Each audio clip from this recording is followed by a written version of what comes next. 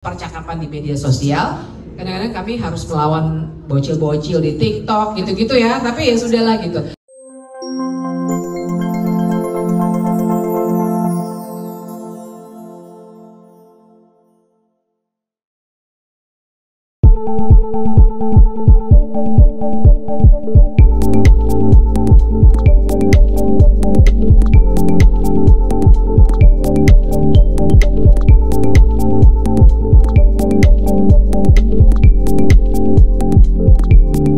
Bilang, menurut saya demokrasi saat ini memang lagi mundur.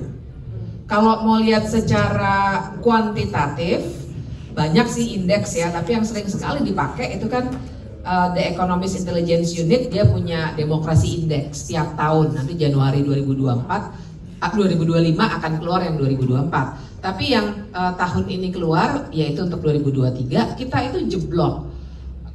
Kita flawed democracy. Jadi kategorinya itu ya demokrasi, flawed demokrasi, hybrid regime, terus di bawah itu authoritarianism. Jadi kita udah deket ke hybrid regime, bahkan kalau dilihat ininya, skornya udah agak deket gitu. Kalau dari petanya tuh ada, kita warnanya udah biru muda. Artinya alertnya harus tanda bahaya sebenarnya memang harus kita bunyikan. Itu dan kita jebloknya, saya harus nambahin nanti akan ada kaitannya dengan apa yang nanti saya kira Afu akan gali lebih lanjut dari saya. Jebloknya itu kita di dua hal, yaitu political culture sama civil liberties.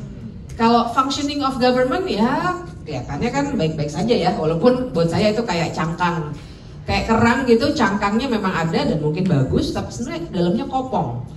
Nah itu jadi functioning of government, terus partisipasi dalam pemilu tinggi kita, karena partisipasi kita dalam pemilu kan kemarin memang tinggi ya, voters turnout tuh tinggi. Nah tapi kan penyebabnya apakah karena digiring atau karena dibayar? Frankly speaking, saya kira kita bisa survei kecil-kecilan, bahkan siapa yang dapat banyak gitu. Saya kalau lagi ke daerah-daerah ketemu mahasiswa, saya suka tanya, ayo siapa yang dapatnya lebih dari 500.000? Banyak. Karena dari berbagai kandidat. Nanti kita pasti seru tuh ngomongin itu. Sama kita bisa. Nah tapi itu kuantitatif. Kalau kualitatifnya sama saja. Dan saya bisa memberikan beberapa catatan. Kalau orang-orang ilmu politik suka bilang ada yang namanya democratic backsliding, ada yang bilang regresi demokrasi ya, si Tom Powers dan kawan-kawan dari ANU. Intinya menggambarkan kemunduran. Nah kalau saya sebagai orang yang belajarnya hukum, sering saya pakai istilah autocratic legalism. Intinya sih sama. Demokrasi itu demokrasi kan soal akuntabilitas, ke demos nih ke kita. Jadi gimana caranya penguasa accountable ke kita, bukan ke temennya gitu. Nah, autocratic legalism itu secara legal, mekanisme dan institusi untuk accountability itu dipretelin satu-satu sehingga tidak accountable lagi.